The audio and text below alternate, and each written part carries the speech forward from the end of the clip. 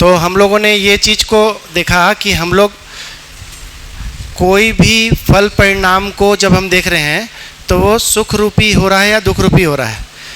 तो हम लोगों ने ये देखा कि हमारी चाहत निरंतर सुखी होने की है और फल परिणाम में कभी सुख कभी दुख, ये ठीक हो गया। तो हम लोगों को ये समझ में आया कि हमको सुखी होना है, दुखी होना हम चाहते नहीं हैं। तो निरंतर सुखी होने के लिए ये जो हम जो लक्ष्य बनाते हैं, लक्ष्य बनाने में हम देखें कि जितने भी हम कार्यक्रम बना रहे हैं, लक्ष्य जो काम, उसके मूल में हमारी कोई निहित सुख की चाह है और उसकी समझ है। सुख की चाह के रूप में हम लोगों को ये पता चला, जो कि हमको समझ में आ गया, हमको एक ही दिन में समझ में आ गया, आधे दिन में ही समझ में आ गया था कि हमारा सुख, जो हमारे में निहित सुख की चाह है, वो धरती के समस्त मानव का समस्त प्रयास केवल और केवल सुखी होने के लिए है। इसीलिए हमारा 1 नंबर वाला बॉक्स तो हो गया, हम लोग ये बात को जान चुके हैं, है ना। और हमको ये भी समझ में आया कि जो भी हम कार्यक्रम करते हैं वो सब के सब कार्यक्रम लक्ष्य हैं कि तरीके हैं, तो वो तरीके हैं। तो लक्ष्य तो निरंतर सुखी होने का है, ठीक है। अब जब हमने ये लक्ष्य तय कर लिया तो हम कोई कार्यक्रम बनाते हैं। ये वाला जो लक्ष्य है ना, ये कार्यक्रम वाला लक्ष्य है, क्या कार्यक्रम करना है, कौन सा कार्यक्रम करना है, ठीक है। अब जब ये जो कार्यक्रम है, ये कार्यक्रम तय करने के लिए हमने देखा कि जो भी कार्यक्रम हम तय करते हैं, कि हमको मान लो हमने बचपन में देखा कि किसी ने मेरे पिताजी को सस्पेंड कर दिया, तो मेरे को पता चला कौन सस्पेंड करता है, तो कलेक्टर, और ये पता चला कि वो IAS होता है। तो क्या मैंने डाल लिया यहाँ पे IAS बनना है, डाल लिया, और फिर उसके बाद मैं उसके लिए कार्यकलाप करूँगा, बहुत अच्छे नंबर लाऊंगा वगैरह वगैरह, फल परिणाम में सुखी हो जाऊँगा क्योंकि मैं 12th अच्छे नंबर से पास कर लूँगा। फिर उसके बाद वापस जाएगा, वो समझ में वही है, कलेक्टर बनना है। फिर उसके लिए मैं कोचिंग, फिर ग्रेजुएशन करना है तो ग्रेजुएशन करूँगा, फिर ऐसा घूमता रहेगा। आपको समझ में आ रहा है, जितना बड़ा गलत लक्ष्य उतना लंबा समय खराब, जितना बड़ा लक्ष्य गलत लिए उतना ही लंबा समय खराब होगा। तो बेसिकली नागराज जी जो बोल रहे हैं वो तो सारे बता रहे हैं कि क्या कार्यकलाप होना चाहिए, ये भी बता रहे हैं। ऐसा नहीं है कि कार्यकलाप क्या होना चाहिए, वो तो हम परिचय शिविर में इसलिए बोल रहे हैं कि 2 नंबर में गड़बड़ी है करके। गड़बड़ी तो 5 नंबर में है हमारे, हमको तो फल परिणाम को भी देखना नहीं आता। अगर ध्यान से देखेंगे तो ये जो पूरा प्रस्ताव है जीवन विद्या का, ये हमको ये बता रहा है कि हमको 5 जगह पे निर्णय लेना नहीं आता, कुछ भी नहीं आता हमको। तभी तो हम जो बोल रहे हैं आप लोग सुनते ही जा रहे हो, कुछ भी बोलेंगे सुनोगे। परिचय शिविर वालों की बात कर रहा हूँ, जो पहले कर चुके हैं वो थोड़ा सा लेवल 2 में है, तो उनको लग रहा है कि नहीं, अपना पहली बार का सोचिए, जब पहली बार सुने थे तो क्या सुने थे, है ना। इसका कुछ का भी पता नहीं हमको, कि कोई सुख की चाह का पता नहीं, समझ का पता नहीं, लक्ष्य का निर्धारण। परिचय शिविर के लिए हमने बोला हुआ है कि हमारा जो है गड़बड़ 2 नंबर में है। तो ऐसा थोड़े ना है कि 2 नंबर पूरा हो जाएगा तो हम कर लेंगे, उसके बाद 3 नंबर में गड़बड़ होगा कि हम मिल के किताब पढ़ लेंगे, मान लो इसको समझ लेंगे, तो हम क्या मिल के सेम लक्ष्य बनाने वाले हैं। कोई बोलेगा आज दिल्ली जाना है, कोई बोलेगा परसों जाना है, कोई बोलेगा कि नहीं 1 साल बाद जाएंगे। तो यहाँ पे भी पिटाई होगी, इसको भी करने के लिए मेहनत लगेगी, इसके लिए भी किताब है। फिर ये जो है ये भी कोई बड़ा काम है। मान लो हम पूरे परिवार के 5 लोग मिल के तय कर लिए कि कार्यक्रम भी यही रहेगा, लेकिन घर के बाहर तो जाएंगे ना, पड़ोसी को बोलेंगे भाई ऐसा करने का सोच रहे हैं, कि स्कूल का सोच रहे हैं, किसका सोच रहे हैं, वो बोलेंगे तुम क्या बात कर रहे हो। तो ये पूरा का पूरा फिर 5वां फल परिणाम को भी देखने का हमको दृष्टि चाहिए। तो परिचय शिविर की शुरुआत के लिए क्योंकि हम आपको यही प्रेरित करना चाह रहे हैं। क्या प्रेरित करना चाह रहे हैं कि ये जो बात है ये सुनने लायक बात है, ये काम करता है। इसीलिए हमने ये बोला कि लक्ष्य का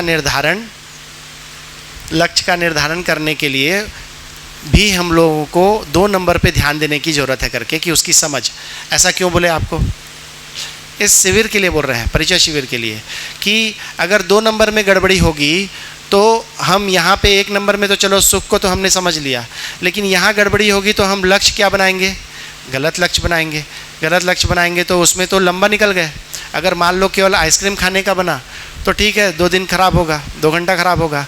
कहीं अगर ऐसा वाला पकड़ लिए तो कि आसपास के 10 गांव में मेरे को गौपालन शुरू करना है और ऑर्गेनिक फार्मिंग करानी है, आसपास के 10 गांव में, कितना साल लगेगा? तो 10-20 साल लग जाएगा। और जब वो कर पाएंगे तो क्या पता चलेगा कि पहले गांव के लोग सस्ती शराब पी के, है ना, ज़िंदगी चलाते थे, अब महंगी शराब पीते हैं। पहले साइकिल में घूमते थे, अब बाइक में घूमते हैं। बस इतना ही अंतर ला पा रहे हैं ना। मानसिकता बदलना एक बड़ा काम है। तो वो पूरी की पूरी जो मानसिकता बदलना है उसके लिए तो ये पूरे 5 बिंदुओं पे ध्यान जाना चाहिए, ठीक है। तो एक ये बात जोड़नी थी। दूसरी बात कि जब हम बोल रहे हैं कि चलो शुरुआत करते हैं, पहला नंबर तो हम सब ने तय कर लिया कि हो गया, तो हम दूसरे नंबर की बात क्यों कर रहे हैं?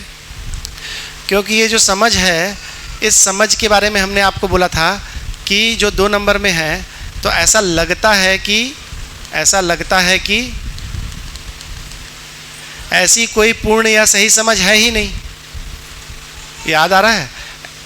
ऐसा हो सकता है कि ऐसी कोई पूर्ण समझ, सही समझ है ही नहीं जो निरंतर सुख की चाह को पूरा कर सके।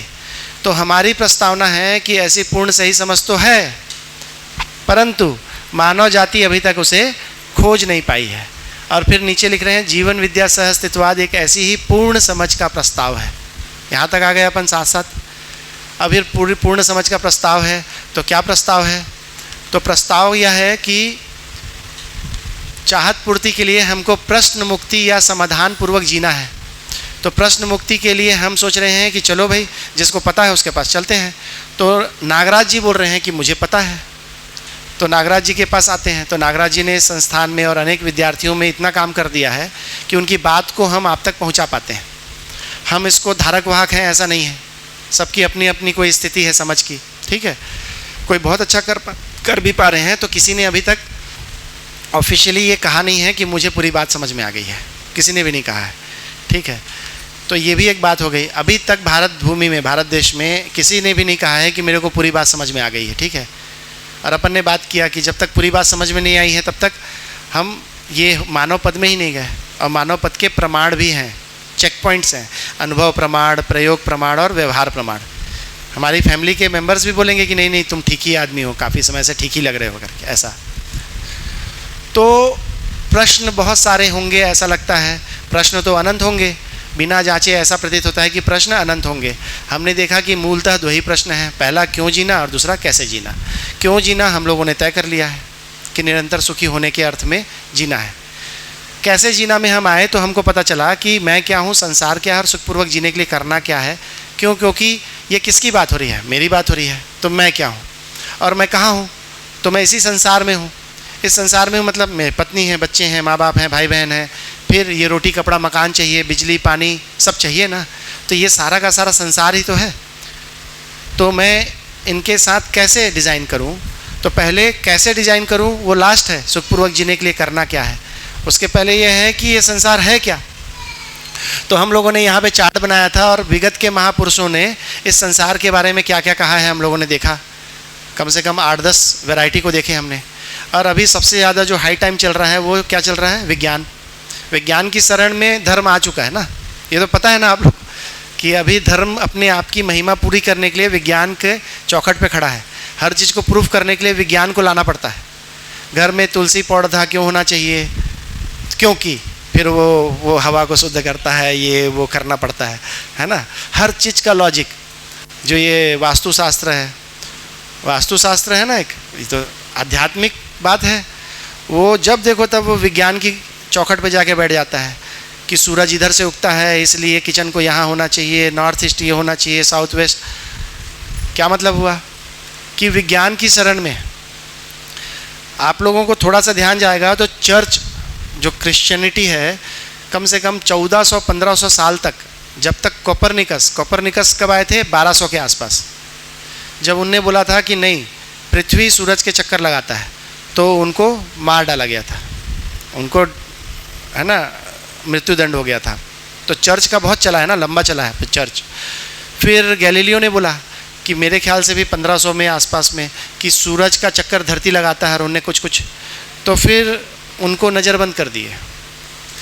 वो मरते तक बाहर नहीं निकल पाए ना। बहुत पावरफुल आदमी थे, तो उनको आखिरी में, सुन रहे होते जी, है ना, ऐसा ही हुआ है, यही सब किए हैं हम लोग, बहुत शानदार तरीके से जिए हैं।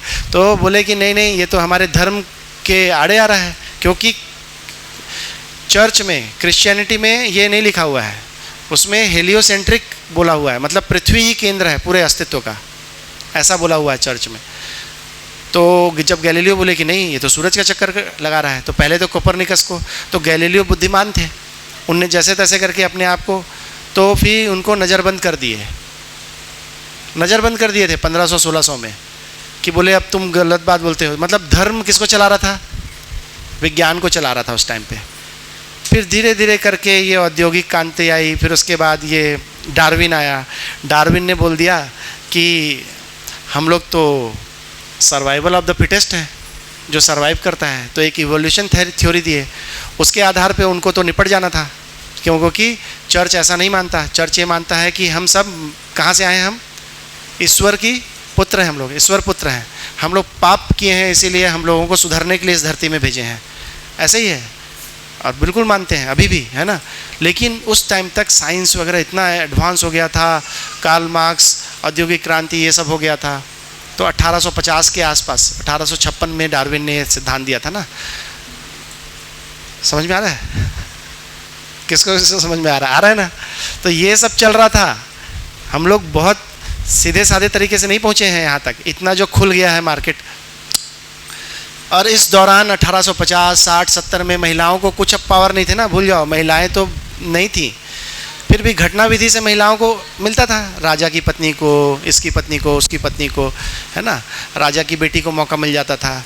तो इस तरीके से घटना विधि से महिलाओं को एक समानता मिल रही है, ऐसा था, लेकिन पढ़ाई लिखाई का कुछ था नहीं, है ना। 1850-60 के आसपास, फिर उसके बाद जब इस तरीके से एकदम औद्योगिक क्रांति हुई, रूस में जार का शासन था। 1915, आगे बढ़ रहे हैं अपन, 1915 में आए। 1915 के पहले 1905 में कौन आया था? आइंस्टीन ने बोला था कि लाइट, उन्हें ये फोटोन वाला वो दिया था थ्योरी, कि ये जो लाइट है ना, ये E = mc² वगैरह वगैरह, ये बहुत ही बड़ा चेंज था। न्यूटन के पूरे फिलॉसफिकल उसमें प्रैक्टिस में बहुत बड़ा चोट था। तो अब ये साइंस अब पावरफुल होते जा रहा है। तो आप लोगों को क्या लगता है साइंस पावरफुल क्यों हो रहा है? हम लोग ना इतने सीधे साधे लोग नहीं हैं, जो मानव जाति है ना, धर्म का कब्जा हट रहा था, धर्म को लोग नकार रहे थे। तो साइंस ने क्या बोला कि हम तुमको बढ़िया बढ़िया हथियार बना के देंगे, तो तुम्हारा कब्जा बना रहेगा और लंबे समय तक। तो 99% जो साइंस की चली है वो इसलिए नहीं चली है कि ये लोगों को सही मान रहे थे, इसलिए चली है कि ये आधुनिक हथियार बना के दे रहे थे, गन, फिर उसका तोप, फिर उसके बाद एडवांस जितने भी ये वो हैं। तो साइंस वाले लोग ना बहुत ही चतुर चालाक थे, क्योंकि बुद्धिमान तो थे ही। तो वो जो राजा या पावरफुल लोगों को ये बताते थे कि हम आपको ऐसी चीज़ बना के देंगे, इससे आपका शासन बना रहेगा, ऐसा बना रहेगा। तो ज़्यादातर लोग के जो नाम है उसमें सर, ब्रिगेडियर, कर्नल, ये सब मिलेगा ना। मतलब जितने भी साइंटिस्ट हैं वो लोग किसी राजा को ही सर्व कर रहे हैं, पूरा का पूरा जितने भी हैं। आप उनका बैकग्राउंड देखो, कोई सार्जेंट लिखता है, कोई कुछ लिखता है, और वो लोग ये सब शोध कर रहे हैं। क्यों कर रहे हैं? तो युद्ध जीतने के लिए और ज़मीन पे कब्जा करने के लिए अधिक से अधिक। और धर्म गद्दी भी देख रही है कि ये राजा अब हमारा नहीं सुन रहा है, ये अब विज्ञान का सुन रहा है, तो चुपचाप उसको सुनने दे रहा है। क्योंकि इनके पत्ते तो खराब होते जा रहे हैं ना, पूरे पत्ते खराब हो रहे हैं। 1920 में हबल टेलीस्कोप सुने हैं, पूरी दुनिया को उसी से देखते हैं। 1920 में 1920 अभी क्या चल रहा है? 2025। हाँ, 1920 जब नागराज जी पैदा हुए, 14 जनवरी 1920 से 1925 में हबल टेलीस्कोप से उनने बताया कि ये जिसको हम लोग ब्रह्मांड बोल रहे हैं, ये ब्रह्मांड नहीं है, ये तो हमारा गैलेक्सी है, छोटा सा। मानव जाति को 1920 में पता चला है कि जिसको हम लोग अब तक ब्रह्मांड बोल रहे थे वो हमारा मिल्की वे गैलेक्सी है। तो शुरू के 4-5 साल में तो हबल हड़बड़ाए, अनेक वैज्ञानिक लोगों से बात किए, और फिर प्रूफ हुआ कि हाँ बहुत सारी गैलेक्सी है। फिर उन्होंने एक ढूंढा, दो ढूंढा, तीन ढूंढा, चार ढूंढा, फिर ढूंढते ही गए, ढूंढते ही गए। कितने मिल गए हैं अब तक? कितनी गैलेक्सी हैं? हम लोग अस्तित्व दर्शन ज्ञान चल रहा है ना आप लोगों का। ये मत सोचना कि मैं कोई कहानी सुना रहा हूँ। अस्तित्व दर्शन ज्ञान है ना। ये देखो इतना अच्छा लिखा है, मीनाक्षी की राइटिंग भी अच्छी। तो ये हमारा सूरज है। सूरज के चारों तरफ 9 ग्रह बना देते हैं, है ना। यहाँ पे पृथ्वी है, इसके चारों तरफ घूम रहे हैं हम लोग। पृथ्वी यहाँ है कि यहाँ है, 3rd नंबर है ना। फिर ये ऐसे करके ये क्या है? हमारा सौर मंडल है। जिनको पहले से पता है वो लोग बने रहो बस। अभी इतने लोग हैं ना, है दीदी? सौर मंडल, सूरज और 9 ग्रह पढ़ते हैं ना। वो उधर वाले में 9 है अभी भी। हाँ, वो वाला पूजा पाठ वाला तो 9 ही ग्रह है ना। इतना ठीक है। पृथ्वी, मंगल, बुध, सुन रहे हैं ना हम लोग? कितना बड़ा है देखना, हमारा यूनिवर्स कितना बड़ा है। ये सौर मंडल है, एक तो सूर्य है, ये एक सूर्य है। अभी जो साइंस है, आज का साइंस, वो क्या बोल रहा है कि ऐसे करके एक गैलेक्सी बना देते हैं। ये एक गैलेक्सी है, इसको क्या बोलते हैं? गैलेक्सी, आकाश गंगा, ठीक है। मिल्की वे बोलते हैं हमारे वाले को, मिल्की वे बोलते हैं, ठीक है। अब इसमें ये जो सूरज, सौर मंडल है, ये जो सूरज है, अब ये ग्रह लोग को भूल जाओ, ये तो दिखेंगे ही नहीं। अब ये सूरज को देखते हैं, इसमें कहाँ पे है। तो ये जो हम लोग का आकाश गंगा है ना, इसमें इधर देखो, ये जो आकाश गंगा है हम लोग वाला, इसमें हमारा सूरज, ये सौर मंडल कहाँ पे है? तो ये मैं बिंदी लगा दिया, ये है, इतना बड़ा है, समझे? ये जो हमारा आकाश गंगा है, इसमें ये हमारा सूरज है, ये बहुत बड़ा है। कितना बड़ा है कि हमारे सूरज जैसे, ये सूरज है, सूर्य लिखना चाहिए ना मेरे को, सूर्य को क्या बोलेंगे अपन? तारा बोलेंगे, ठीक है। इस मिल्की वे में ऐसे सूर्य जैसे कितने तारे हैं? अनगिनत नहीं है, गिने हैं भाई, ऐसा मोटा मोटा रफली है। कितने हैं? तो लगभग 400 अरब गिन लेते हैं, आसान है वो, मैथमेटिकल मॉडल से गिना जाता है। 20-25 अरब का ऊपर नीचे होगा और क्या होगा? हाँ, 10% का एरर रहेगा। दीदी हंसती, इतने ज़्यादा है ना। ये हमारे आकाश गंगा की बात हो रही है, ठीक है। कितने हैं? 400 अरब तारे हैं, 400 अरब तारे। इसका 6% कितना होगा? 7%। कितना होगा? 28 अरब तारे जो हैं वो बिल्कुल सूर्य जैसे हैं। क्या मतलब हुआ? इसका भी कोई साइज होगा ना, छोटा बड़ा, बहुत बड़ा, ऐसा। केवल हमारे मिल्की वे की बात हो रही है, केवल हमारे क्या बोले हम लोग का, हमारे को क्या बोलेंगे? अर्थ वाले, हमारा जो अर्थ है ना, इसमें अर्थ है।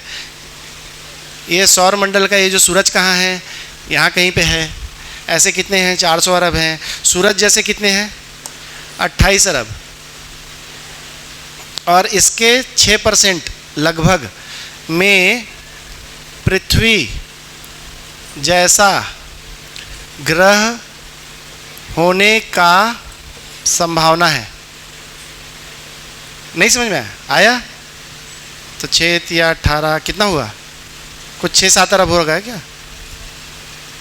इसका 6% कितना होगा?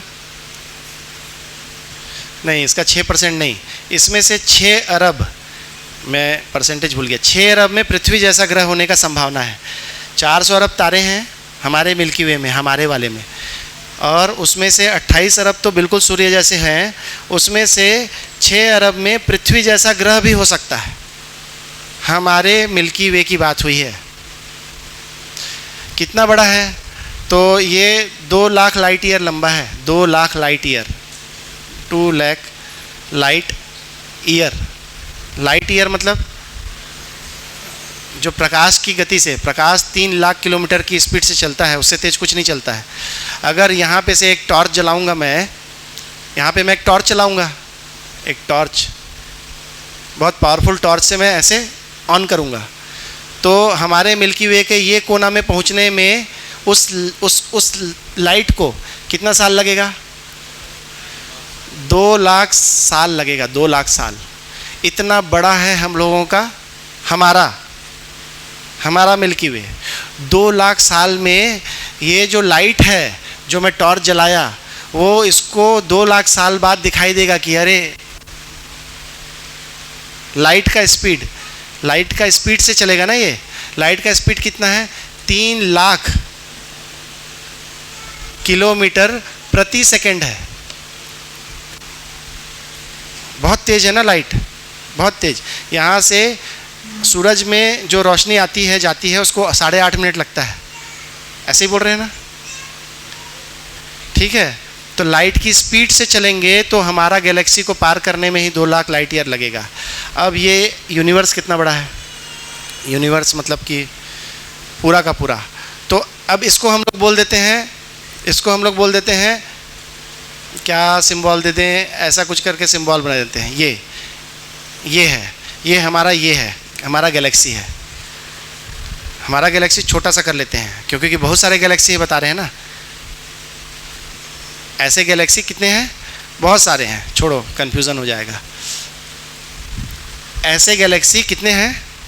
सबसे पास में जो हमारे हैं ना, सबसे पास में जो है उसका क्या नाम है? एंड्रोमेडा। वो ना बहुत पास ही है, पता नहीं कितना। हमारे सबसे नियरेस्ट जो स्टार है वो 4.5 साल दूर है, लाइट ईयर।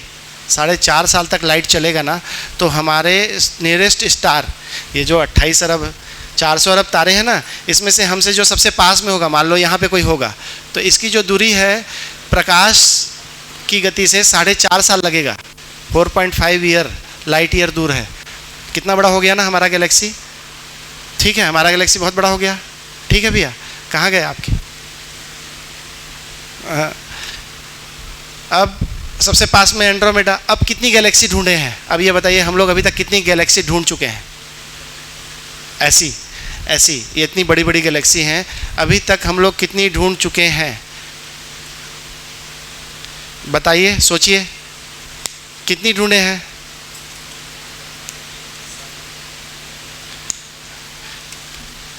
तो गिन नहीं पा रहे हैं। उल्टा हो गया क्या? गिनती नहीं हो पा रही है। मात्रा की प्रॉब्लम है, ठीक है। गिन नहीं पा रहे हैं कितनी है, तो नहीं गिन पा रहे हैं।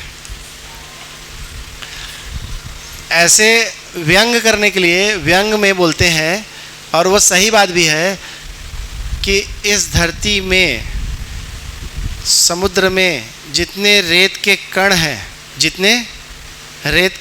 एक एक रेत को गिन सकते हो ना ऐसे पकड़ के, उतने गैलेक्सी हैं। और जितना दूर देख रहे हैं उससे और अधिक दिख रहा है। क्या समझ में आया? अनंत है, गिनना ही खत्म नहीं हो रहा है। इस धरती में रेत के कण कितने होंगे भाई? एक नदी के किनारे जाओगे, रेत दिखाई देता है, एक एक कण को गिनते जाओ, कभी गिन पाओगे? है ना? बिल्कुल वही हाल है। ये पूरा ये गैलेक्सी इतना बड़ा, जिसमें हम लोग यहाँ पे थे, सूर्य यहाँ, और ये सूर्य कितना बड़ा, ये देखो इतना बड़ा, इसमें पृथ्वी यहाँ, ऐसे वाले कितने मिल रहे हैं? गिन ही नहीं पा रहे हैं। इतना बड़ा है यूनिवर्स, इतना बड़ा है। तो जो लोगों को पता नहीं था, वो लोगों को ये बताने के लिए कि ये है अस्तित्व। ये अस्तित्व नहीं है वो रामलाल आज दूध टाइम में नहीं छोड़ के गया, पानी मिलाता है। अस्तित्व बहुत बड़ा है, अस्तित्व। तो व्यापक क्या हुआ फिर? जब गिन ही नहीं पा रहे हैं, तो ये खाली स्थान खत्म हो रहा है क्या? जो खाली स्थान है क्या हो रहा है फिर? असीम हो गया ना। और जो इकाइयां हैं वो कितनी हो गई? अनंत हो गई। इकाइयां अनंत, खाली स्थान व्यापक, असीम, और इकाइयां अनंत। अभी अनंत का मतलब क्या होता है? जिसे गिना न जा सके। ऐसा थोड़ी ना है कि नहीं हम लोग चाहेंगे तो गिन ही लेंगे करके, ऐसा नहीं बोल रहे हैं। नहीं गिन सकते, नहीं गिन सकते। तो फिर अब हम लोग रेगुलर उसमें आ जाते हैं। कहाँ तक थे? ये रहा। तो अस्तित्व शब्द से हमको क्या पता चला कि ये ब्रह्मांड, ये सृष्टि है और मानव संपूर्ण अस्तित्व को समझ सकता है। तो अब एक बात बताओ, अभी पूरा अस्तित्व समझ में आ गया ना? अभी मैं जो बताया इतना ही है, साइंस भी इतना ही देख रहा है, इससे ज़्यादा क्या ही देखेगा। और वहाँ क्या मिलेगा? सबसे समृद्ध कहाँ है? सबसे ज़्यादा समृद्धि कहाँ है? जो अधिकतम देख सकता है, इसी धरती में है। चारों अवस्थाएं तो इसी धरती में है। जहाँ तक देख रहे हैं कुछ भी नहीं दिख रहा है, खाली खाली दिख रहा है। तो अगर एडवांस धरती देखना है तो हमसे ज़्यादा समृद्ध कोई धरती ही नहीं है।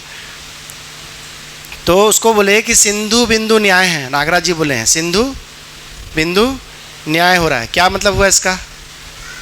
समुद्र का पानी खारा है, पता करने के लिए पूरा समुद्र पीना पड़ेगा कि 10-12 जगह जाके पी के देख लो? ये घाट में देख लिए, वो महाद्वीप में देख लिए, महाद्वीप में। सिंधु मतलब समुद्र, अब बिंदु मतलब चम्मच में पानी पिए, अब बोले खारा है। हर जगह जाके पी लेंगे 10-12 जगह में, और कुछ दोस्तों से पूछ लेंगे, वो बोलेंगे यार हर जगह खारा है।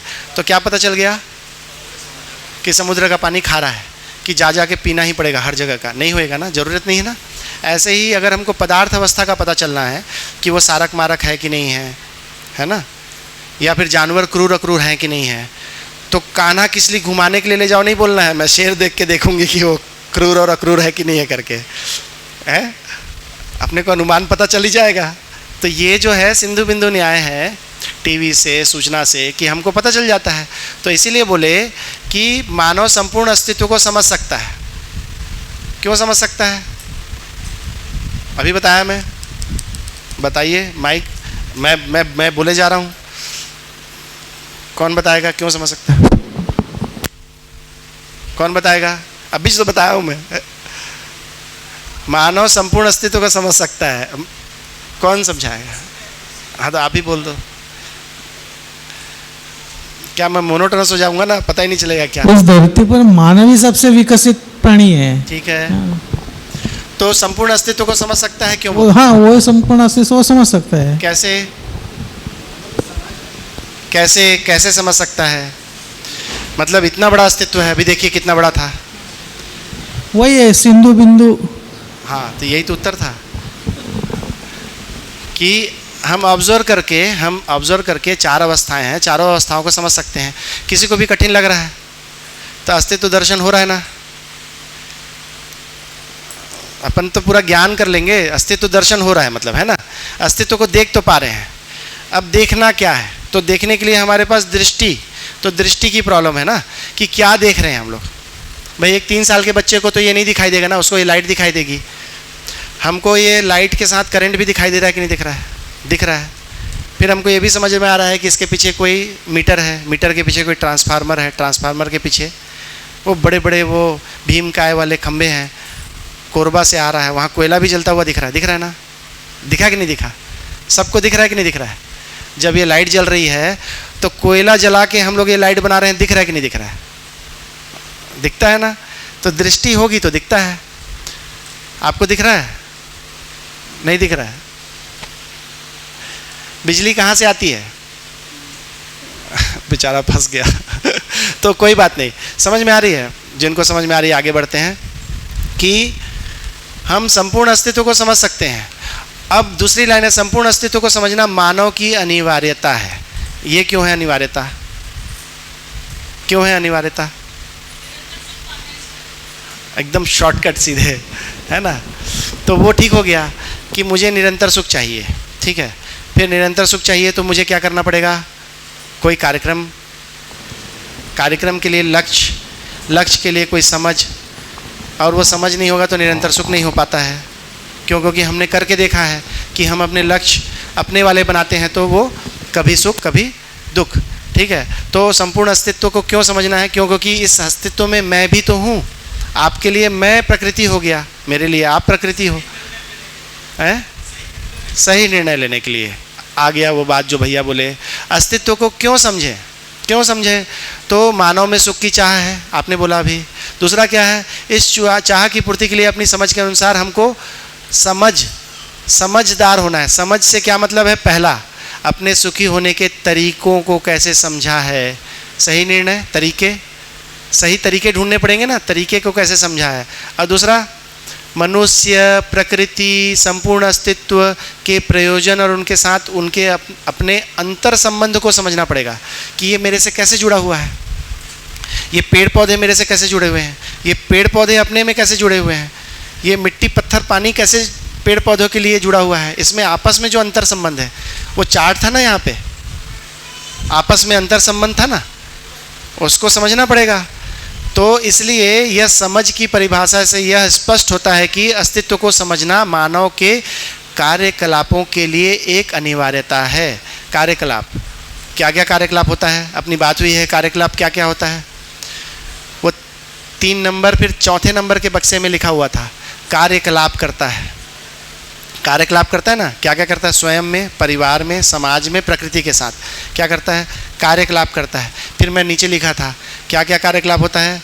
प्रकृति के साथ कार्य, मानव के साथ व्यवहार, और व्यवस्था में भागीदारी। व्यवस्था में भागीदारी 3 चीज़ें करता है ना कार्यकलाप के रूप में। तो वो आ गया चौथे नंबर का बक्सा, ठीक है। तो मानव के कार्यकलापों के लिए एक अनिवार्यता है, अपन उसी चार्ट में है, ठीक है ना। कार्यकलाप के लिए अनिवार्यता है। अगर हम अस्तित्व के अंतर संबंधों को नहीं समझेंगे तो हम ये कार्यकलाप को कैसे करेंगे? हम तो कुछ भी करने जाएंगे और नदी प्रदूषित हो जाएगी, कुछ भी करने जाएंगे और जंगल उजड़ जाएंगे। अगर हम उसके अंतर संबंधों को नहीं समझेंगे तो हम उसके साथ कैसे व्यवहार निर्वाह करेंगे? वैसे ही जो संबंध होते हैं, पति पत्नी संबंध, भाई बहन संबंध, गुरु शिष्य संबंध, माता पिता संबंध, माता पिता संतान संबंध, ये जो संबंध है, इन संबंधों में कोई दायित्व कर्तव्य होते हैं, कोई अपेक्षा होती है। क्या क्या मैं बोला? संबंधों में क्या क्या होता है? संबंधों में क्या क्या होता है? मेरे दायित्व होते हैं, और क्या होता है? कर्तव्य होता है। ये क्या होता है? मेरे में होता है, मेरे में होता है, ये मेरा है ना भाई। और दूसरे से क्या होता है? दूसरे से अपेक्षा होती है। अब अगर मुझे ये सही अपेक्षा का पता नहीं है कि मैं मानव संतान के रूप में मैं मानव संतान हूँ, तो मेरी माता पिता से क्या क्या अपेक्षा होनी चाहिए, वैसे ही माता पिता की बच्चे से क्या अपेक्षा होनी चाहिए, पति पत्नी की एक दूसरे से क्या अपेक्षा होनी चाहिए। तो हम अधिक या कम दोनों कर सकते हैं, प्रॉब्लम होएगी तो उसका पता तो होना चाहिए, आसान है। दूसरा, ये तो करना पड़ेगा, दायित्व और कर्तव्य ये तो करना ही पड़ता है। अब हमको ये पता नहीं, हम ये पूरा नहीं करेंगे तो फिर काहे का उभय तृप्ति, काहे का न्याय। तो कई बार हम ज़्यादा मान लेते हैं और जितना करना है उससे अधिक करके लंबे समय बाद क्या बोलते हैं, मेरा शोषण हो गया, तुम लोगों के लिए मेरा। माँ बाप तो यही बोलते हैं, बच्चों के लिए ज़िंदगी लगाए और हमको छोड़ के चले गए, हमने उनको क्या ही लक्ष्य पकड़ाया। तो हमको ये नहीं पता कि हमारे उसमें दायित्व कितने हैं, कर्तव्य। इसको हम लोग डिटेल में करने वाले हैं ना, ये सब, ये संबंध वाला हम लोग डिटेल में करने वाले हैं। अभी तो यहाँ पे कार्यकलाप के लिए, क्योंकि कार्यकलाप, देखो फिर से बात हुई ना, कार्यकलाप, कार्यकलाप ये कहाँ पे था? चौथे नंबर में। कितने लोगों को याद है चौथे नंबर में था? कि मैं फिर से ओपन करके दिखाऊं? चौथे नंबर में बहुत लोगों को नहीं पता है, ठीक है। तो चौथे नंबर में देखिए, चौथा नंबर लेके आते हैं। बहुत ज़्यादा चला गया क्या? ये रहा, ये देखो दीदी, चौथा नंबर पढ़ो।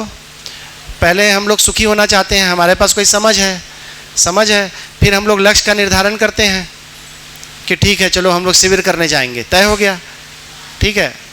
फिर उसके लक्ष्य पूर्ति के लिए कुछ कार्यकलाप करना पड़ता है ना, खुद का निर्णय लेते, मैं जाऊंगा, फिर परिवार के लोगों को भी लेके जाएंगे, समाज में हम लोग भी तो शिविर ले रहे हो ना, अगर हम नहीं ले रहे हो तो यहाँ क्या करोगे।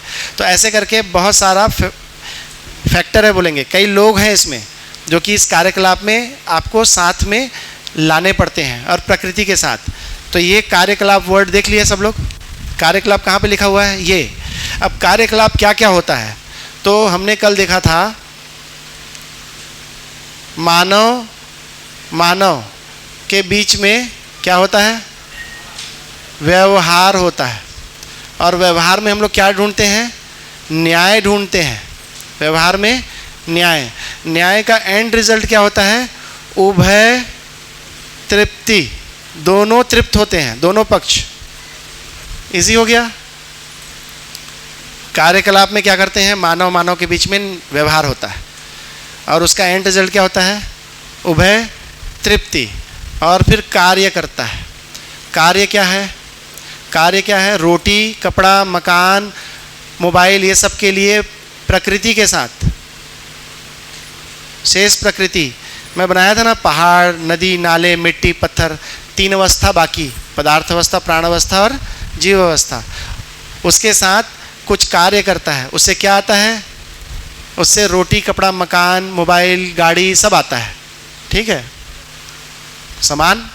तो इसको बोल देते हैं सुविधा आता है, बोल देते हैं। इसमें क्या होता है, इसमें भी नियम पूर्वक देखना पड़ता है, क्या नियम है करके। हमारी गलती से कहीं हमने पानी को प्रदूषित तो नहीं कर दिया, मिट्टी को खराब तो नहीं कर दिया, ये सब देखना होगा इसमें। और तीसरा क्या होता है, व्यवस्था में भागीदारी।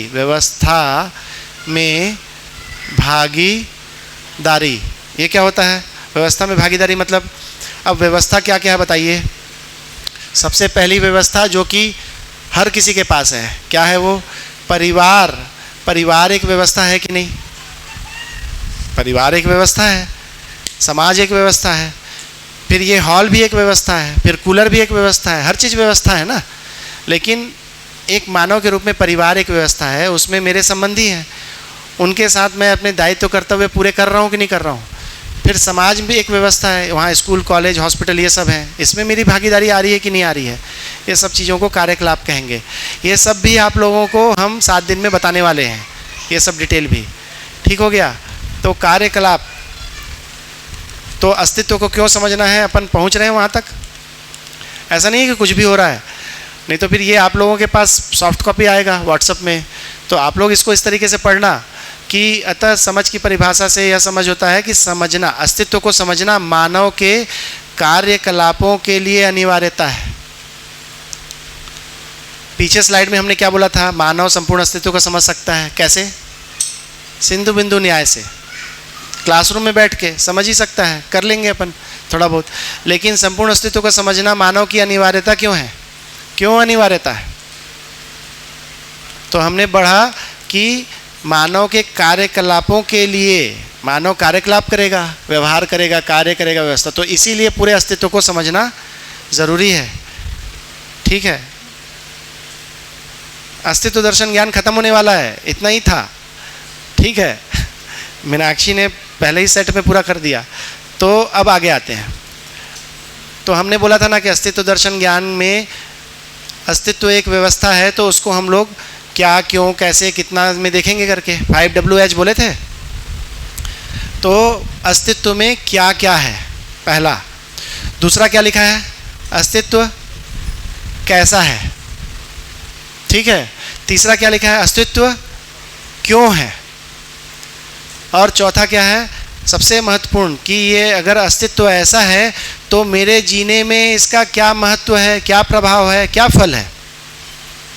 तो ये वाला हमने मोटा मोटा भी देख लिया, इसको हम लोग डिटेल में भी देखेंगे। जी भैया, माइक दीजिए भैया।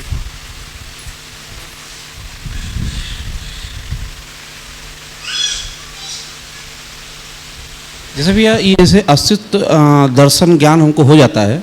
एक मिनट भैया, क्या बोल रहे हैं, वो 4:30 बजे के वहाँ पे चाय के साथ वहाँ करेंगे। यहाँ मीठा गिर गया तो चींटी आ जाएगी।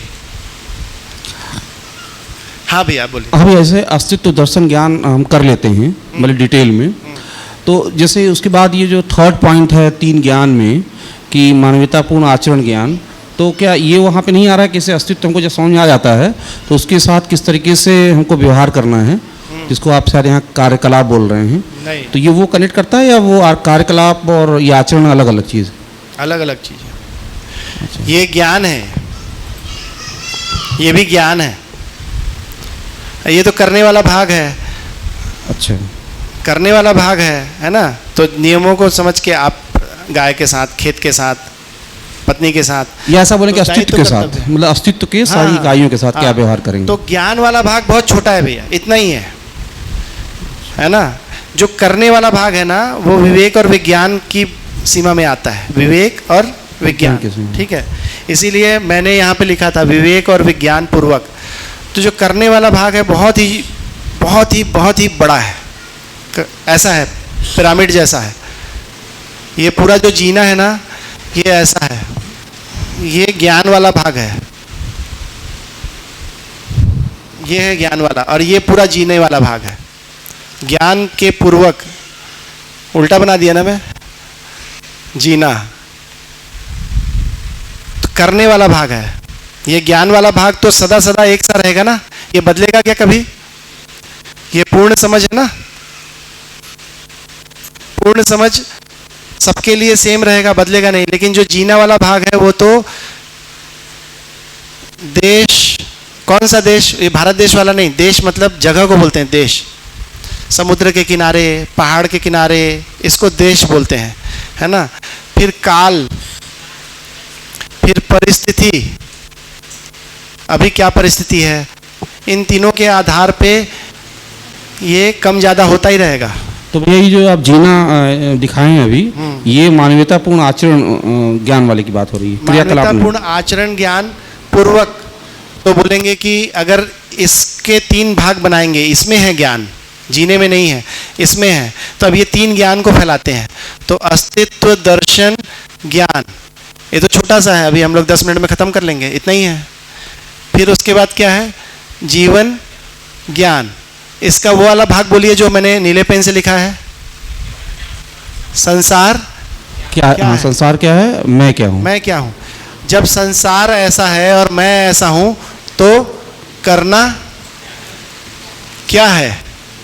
क्या लिखे हैं? सुखपूर्वक जीने के लिए करना। हाँ, निरंतर सुखपूर्वक क्या है? जीने के लिए करना क्या है? तो ये तीनों ज्ञान का भाग है। ये भी ज्ञान है, ये भी ज्ञान है, ये भी ज्ञान है। मानवतापूर्ण आचरण ज्ञान। ज्ञान, अच्छा, वो जो ज्ञान नीचे बिल्कुल है, हाँ, point ये बने इतने हुए। में ही है। फिर इसकी रोशनी में करना होता है, इसी को जीना बोलेंगे ना। जीना बहुत बड़ा है, पूरा बहुत बड़ा है। आप घर में बड़े भाई हो, अलग तरीके से निर्णय आएंगे। आप घर के मंझले हो, अलग डिसीजन आएगा।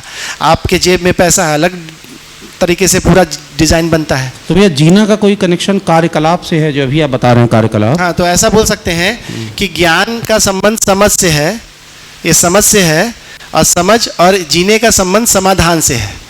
ठीक है, तो क्या मतलब हुआ? हमने कल लिखा था, समझ में एक और समाधान अनेक। तो ये देश काल परिस्थिति बदलेगी तो बहुत कुछ बदल जाएगा। अभी अगर मान लो कि एक देश का राष्ट्रपति जीवन विद्या का शिविर कर ले, अध्ययन कर ले, क्या होगा सोचो? पूरा परिस्थिति बदल जाएगी। हाँ, पूरा पॉलिसी बदल जाएगी उसके देश आइए को। दीदी, नमस्ते नमस्ते, क्या बात है, आइए आइए, स्वागत है। नमस्ते दीदी, नमस्ते नमस्ते नमस्ते नमस्ते। मधु दीदी हैं, आप हमारी पुरानी सहपाठी हैं। हम लोग साथ साथ पढ़ रहे थे। बहुत बढ़िया है दीदी का अध्ययन, बहुत गहरा अध्ययन है दीदी का।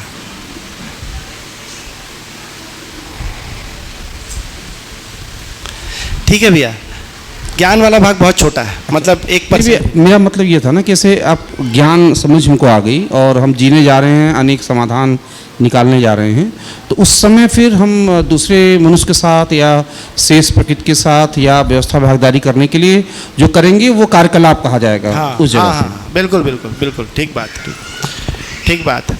इसको हम तोड़ तोड़ के देख रहे हैं, टूटता है नहीं। आप जब भी कार्यकलाप करते हो, उसमें जो टॉर्च है, जो रोशनी है, वो ज्ञान का ही है। ज्ञान के बिना कार्यकलाप करोगे तो वो हमेशा उसके साथ बना ही रहता है। ये विखंडन विधि ना, तोड़ तोड़ के देख के हम लोग, तोड़ तोड़ के जीना होता नहीं है। हाँ, वो तो तोड़ तोड़ के जीना होता नहीं है। हाँ भैया को माइक दीजिए। हाँ मतलब मैं गाय पाल रहा हूँ, गाय दूध दूह रहा हूँ, और मेरे को हाँ। उसका ज्ञान वाला भाग तो रहेगा। कहने का मतलब है कि किसी भी व्यक्ति, हेलो, किसी भी बच्चे, किसी भी मनुष्य, चाहे वो कितनी भी उम्र का हो, हेलो हेलो करेगा उतना ही जितनी उसकी समझ है। ना उससे ज्यादा कर सकता है, ना उससे कम कर सकता है। किसी भी परिस्थिति में देखिए, हर व्यक्ति हर समय डिसीजन ले रहा होता है, यानी अपनी समझ से ही डिसीजन लेगा, और उतना ही करेगा जितना उसका समझ है। उससे ज्यादा वो कर ही नहीं सकता। तो ठीक है, मेरे ख्याल से तो ज्ञान का हम लोगों को अभी परिचय शिविर में जो चल रहा है वो बहुत हाई पिच पे जा चुका है, और आप लोग सुन रहे हो तो हम सुना रहे हैं, लेकिन सरल भी है ना। आप लोग जो लोगों को कठिन लग रहा है ये बीच बीच में भूल जाया करो, मत सोचा करो कि क्या बात हो रही है करके, लेकिन आसान है आप लोगों के लिए। तो इतनी देर से बोल रहा हूँ मैं, है ना। जिन लोगों के चेहरे उड़े रहते हैं क्या बोल रहे हैं करके, तो क्या क्या बात हुई अपनी कि हमको पूर्ण समझ चाहिए, क्योंकि हम लोग अगर समझ से कम हैं तो हमारे कार्यक्रम गलत बनते हैं। गलत लक्ष्य जो हम बनाते हैं गलत बना लेते हैं, गलत लक्ष्य बना लेते हैं तो कार्यक्रम भी गलत बनते हैं। उससे जब फल परिणाम आता है तो कभी सुख और कभी दुख। तो मानव में सुख की चाह हमेशा है कि नहीं है, निरंतर बनी रहती है। उसके लिए हम किसी समझ से हैं, तो ये जो समझदारी है हम में, वो बोल रहे हैं कि पूर्ण समझ हो जाए। उसके लिए नागराज जी ने ये जो अस्तित्व दर्शन ज्ञान, मतलब कि संसार क्या है ये देखना हमारी ज़रूरत है। फिर उसमें मैं भी हूँ तो मैं क्या हूँ, और मानवतापूर्ण आचरण ज्ञान मतलब कि सुखपूर्वक जीने के लिए करना क्या है। क्योंकि जब आप बाहर दुनिया में जाके देखो, एक ही घर में 5 लोग हैं, अलग अलग काम कर रहे हैं, सबके अपने अपने लक्ष्य बने हुए, अपने अपने कार्यक्रम। बाहर समाज में कहाँ जाना, अपने ही भाई बहनों में, अपने ही परिवार में देखो, तो अगर 5 लोग हैं और पांचों अलग अलग कर रहे हैं तो फिर क्या मैसेज बनता है? या तो ये बनता है कि कोई एक सफल होगा, बाकी 4 असफल होंगे, और या तो फिर ये बनता है कि सबका सुख दुख, सबका सुख अलग अलग है, सबके कार्यक्रम अलग अलग हैं तो सुख भी अलग अलग है। तो कुल मिला के ये सब कॉम्प्लिकेशन से ये समझ में आता है कि शायद ऐसा कोई प्रपोजल है ही नहीं। तो हमने क्या कहा, हमने अभ्युदय संस्थान में बोले कि नहीं, एक ऐसा प्रपोजल है जो सभी को निरंतर सुखी कर सकता है। कैसे? तो शिक्षा विधि से। शिक्षा विधि से क्या शिक्षा है? जीवन विद्या की शिक्षा। उसमें 3 ज्ञान है, उसमें से अस्तित्व दर्शन ज्ञान को हम लोग देख रहे हैं कि ये संसार क्या है। संसार क्या है में हम लोग आए तो हम लोगों ने देखा कि अस्तित्व में एक व्यवस्था है। तो हम लोगों ने ये भी कहा कि अस्तित्व दर्शन ज्ञान को जब हम लोग देखेंगे तो उसको हम लोग बहुत ही डिटेल में देखेंगे। ऐसी बात हुई थी 5WH क्या क्या है, क्यों है, कैसा है, कितना है, कब है, कहाँ है, ऐसा बोले थे ना अपन ने। तो उसी में से जो पहला है अस्तित्व में क्या क्या है, इसको देखा जाए। अस्तित्व में क्या क्या है, ठीक है, इसमें लिखा हुआ है, अर्थात क्या हम अस्तित्व की सभी वास्तविकताओं की सूची बना सकते हैं? सूची बताइए। हम लोगों ने अभी फर्स्ट हाफ में किया था, भैया इसको मिटा दो। हम लोगों ने फर्स्ट हाफ में किया था कि अस्तित्व में क्या क्या है। अस्तित्व में 2 वास्तविकताएं हैं, हमने बोला था। अस्तित्व में केवल कितनी वास्तविकताएं हैं? 2। कौन कौन सी बताइए? पहला और दूसरा है? दीदी बोल रही क्यों जीना, कैसे जीना।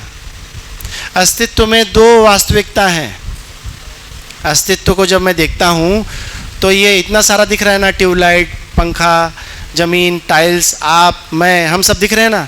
तो ऐसे तो बहुत सारा है बोल रहे हैं। तो नागराज जी बोल रहे हैं कि अस्तित्व में सिर्फ 2 वास्तविकताएं हैं, 2 ही चीज़ें हैं, 2 ही चीज़ें हैं। हैं? हाँ, यस यस, केवल अस्तित्व में 2 ही चीज़ें हैं। बताओ राघु बेटा। हाँ ठीक है, अभी सोचना, अभी मैं बताऊंगा तो, है ना। तो अस्तित्व में 2 ही वास्तविकताएं हैं। क्या क्या हैं? अस्तित्व में 2 ही वास्तविकताएं हैं। अस्तित्व में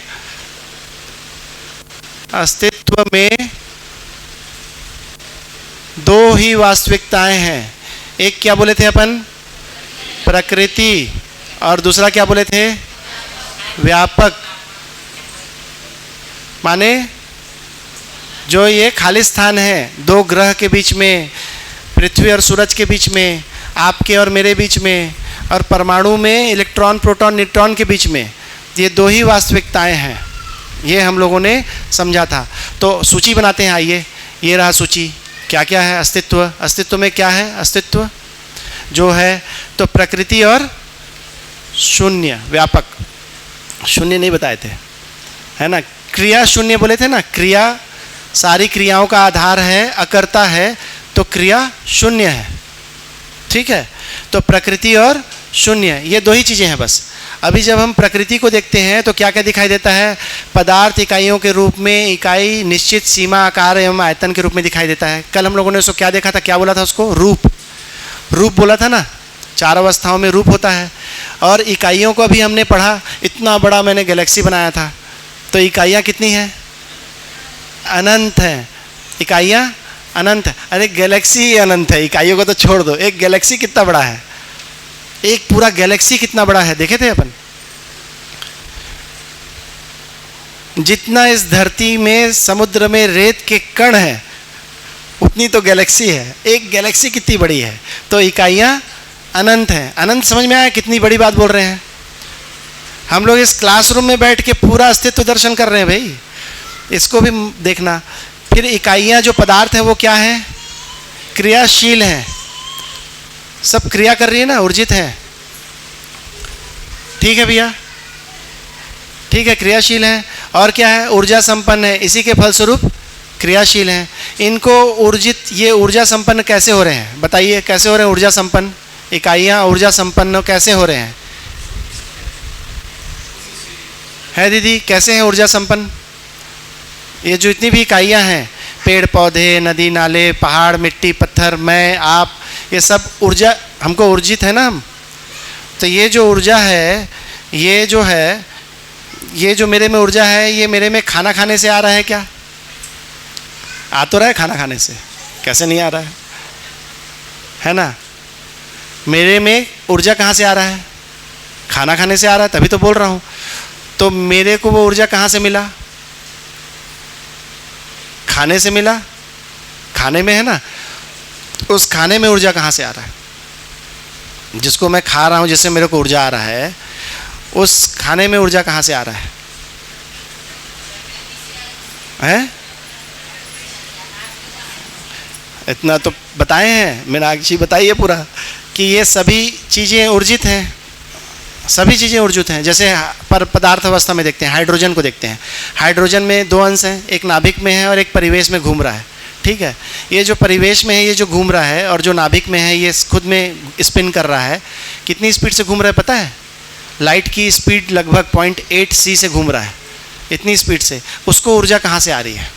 परमाणु के अंदर अंशों में जो घूम रहा है, उसको ऊर्जा कहाँ से आ रही है? वो ऊर्जित तो है ना, क्रिया तो कर रहा है ना, सबको लग रहा है क्रिया कर रहा है। साइंस के पास तो आंसर नहीं है, ठीक है। और उनने आंसर क्या दिया? हिग्स फील्ड और कुछ कुछ, इथर, डार्क मैटर, कोई बात नहीं। नागराज जी क्या बोल रहे हैं कि ये जो इकाइयाँ हैं ये ऊर्जा में डूबी भीगी गिरी हैं। ऊर्जा में किसको बोल रहे हैं? ऊर्जा किसको बोल रहे हैं? ऊर्जा। ये जो खाली स्थान है जो आपके और मेरे बीच में है, जो दो ग्रह गोल के बीच में है, इलेक्ट्रॉन प्रोटॉन न्यूट्रॉन के बीच में है, उससे आर पार भी है। ये जो व्यापक है, ये जो खाली स्थान है, यही ऊर्जा स्वरूप है, ऊर्जा स्वरूप है। तो वो ऊर्जा दे रहा है क्या? नागराज जी ने यहाँ पे बहुत सतर्क रहने के लिए बोला है कि वो क्रिया शून्य है, वो ऊर्जा दे नहीं रहा है। उसके सह अस्तित्व में, उसके अस्तित्व कैसा है? नागराज जी क्या बता रहे हैं? अस्तित्व सह अस्तित्व स्वरूप में है, अस्तित्व स्वरूप में है। तो दोनों का सह अस्तित्व है। किसका? इन दोनों का। ये हमेशा रहता है बोल रहे हैं। तो इकाइयाँ ऊर्जित हैं, व्यापक ऊर्जा स्वरूप है, और व्यापक में होने मात्र से ऊर्जित है। ठीक है, तो ये क्रियाशील हो गए, वो लिखा ही है क्रियाशील है। तो ये क्रियाशील जब हो रहे हैं तो ये ऊर्जा स्वरूप हो गए ना। लेकिन एक बड़ी बात बोले जो कि पीछे विगत में नहीं कहा गया है कि ये दे नहीं रहा है, ये कर्ता हो जाएगा। नहीं तो फिर ये कर्ता नहीं है, ये अकर्ता है। ये इसमें सह अस्तित्व की वजह से इसमें ऊर्जित है, ये ऊर्जित हो रहा है, ये ऊर्जा स्वरूप हो रहा है। इसमें होने मात्र से फिर से भाषा क्या बनेगी? प्रकृति व्यापक में, प्रकृति व्यापक में होने मात्र से। अब एक नई लाइन बोल रहा हूं, पात्रता अनुसार, पात्रता अनुसार ऊर्जित है। बोलो।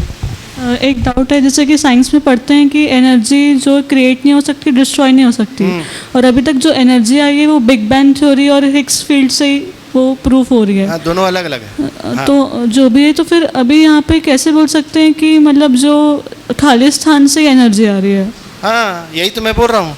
हम लोग क्या बोल सकते हैं? अभी का साइंस बोल रहा है कि हिग्स फील्ड से है, उनको भी हम नहीं पूछ सकते। आदि शंकराचार्य जी ने कहा कि ब्रह्म सत्य है और जगत मिथ्या है, उनसे भी जाके पूछ नहीं सकते। नागराज जी तो जीवित थे, 25 साल तक लोग उनके साथ घूमते रहे, उनसे पूछे कि ये ऊर्जा स्वरूप है, प्रकृति इसमें होने मात्र से ऊर्जित है।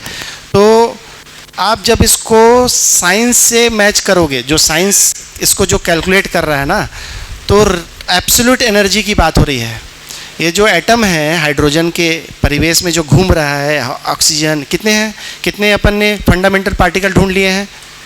Fundamental particle hydrogen, helium, oxygen, ये हम लोगों ने 108, दीदी बताएंगी, 108 से 118 तक पहुंच चुके हैं। इसमें जो नाभिक में अंश हैं और परिवेश में घूम रहे हैं, इनकी अच्छी खासी स्पीड है ना, तो ये ऊर्जित तो है, इनको अच्छी खासी ऊर्जा तो है इसके पास, है ना। तो और फिर जब दो रहते हैं, ये भी साइंस बोल रहा है, दो रहते हैं, फिर ये दोनों का जो ये अंश है और ये अंश है, व्यापक से ये ऊर्जित है, ये नागराज जी बोल रहे हैं। उससे इसमें क्या हो रहा है? मैग्नेटिक फील्ड हो रहा है। मैग्नेटिक फील्ड को लाल कलर से करते हैं, ठीक है, मैग्नेटिक फील्ड को लाल कलर से। अब ये वाला है तो इसमें मैग्नेटिक फील्ड बनेगा, ऐसा बनेगा, ऐसा बनेगा। और ये वाले का भी मैग्नेटिक फील्ड बना लेते हैं, पड़ोसी वाले का भी, तो ये कट गया, दो मैग्नेटिक फील्ड कटे ना। उसके अलावा इसका भी है, तो ये आपस में भी काट ही रहा है। फिर इसमें और अंश होंगे तो वो भी काट रहा है। इस मैग्नेटिक फील्ड के कटने से ये जो इसमें जो मैग्नेटिक फील्ड है, इसको क्या बोले? एब्सोल्यूट एनर्जी, एब्सोल्यूट एनर्जी, ठीक है। इसी को क्या बोल रहे हैं? निरपेक्ष ऊर्जा। और व्यापक को क्या कह रहे हैं? निरपेक्ष ऊर्जा। तो इसमें जो ये ऊर्जा आई ये निरपेक्ष है, और ये जो कटा इसको क्या बोलते हैं?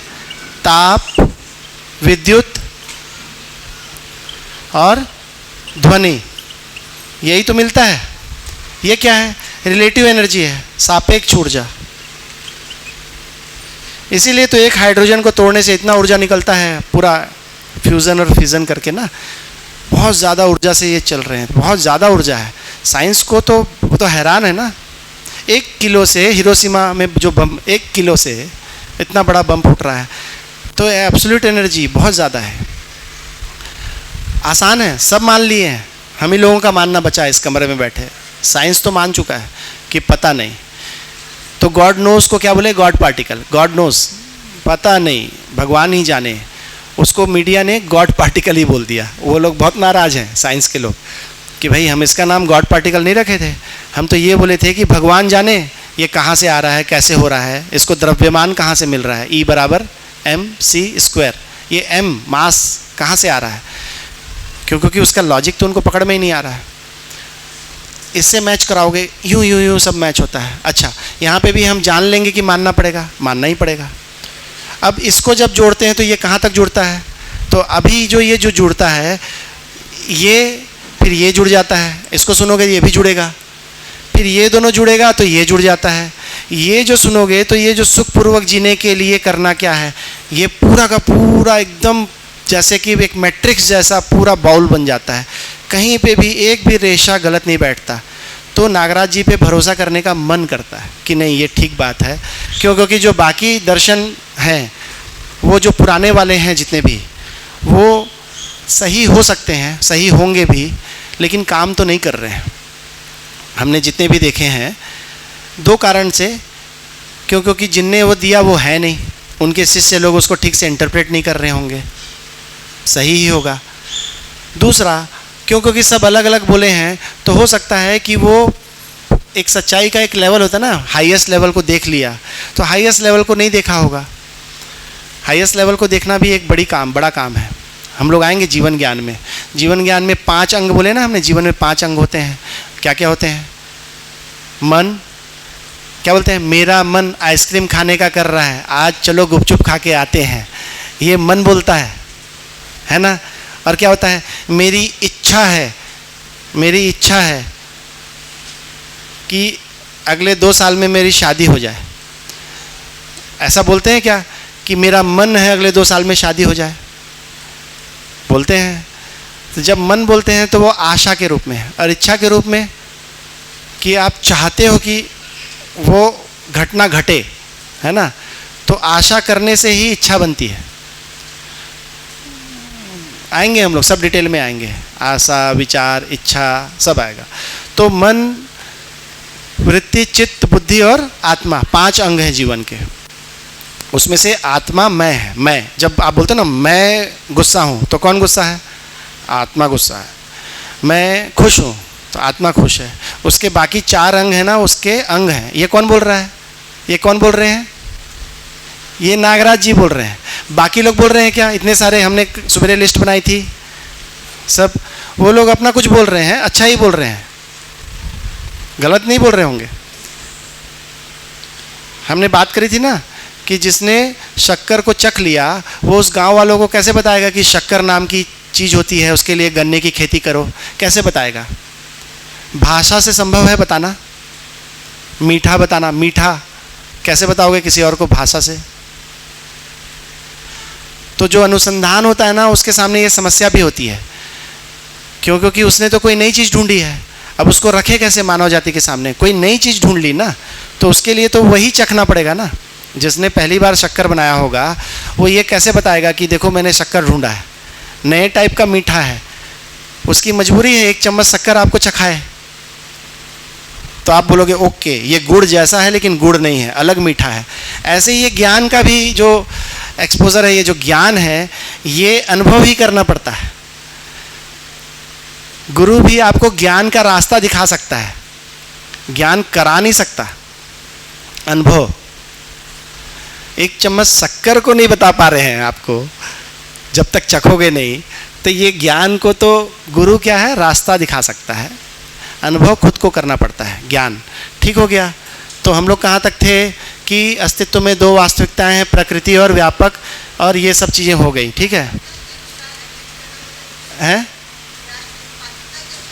पात्रता के अनुसार, मतलब जैसे कि पेड़ पौधों को उनकी पात्रता अलग है। पेड़ पौधों में जो परमाणु अंश हैं उनको एक पात्रता बढ़ी ना, श्वसन प्रश्वसन करने लगे, वही तो करने आए हैं। मानव में कैसे पात्रता बढ़ेगी? शिक्षा या फिर अनुसंधान। नागराज जी ने क्या किया था? अनुसंधान किया। और हम लोगों को क्या बोल रहे हैं? शिक्षा पूर्वक आप लोग भी इसको पा सकते हो। अनुसंधान के लिए मना नहीं कर रहे हैं। अनुसंधान मतलब जितने भी मेथड अवेलेबल हैं अभी भी, जितने भी नए पुराने सारे धर्म हैं, वो सारे ओके हैं बोल रहे हैं। सारे पुराने दर्शन को भी ओके बोल रहे हैं। मैं मध्यस्थ दर्शन दे रहा हूँ, ये शिक्षा विधि से, ये सबके लिए है, इजी है।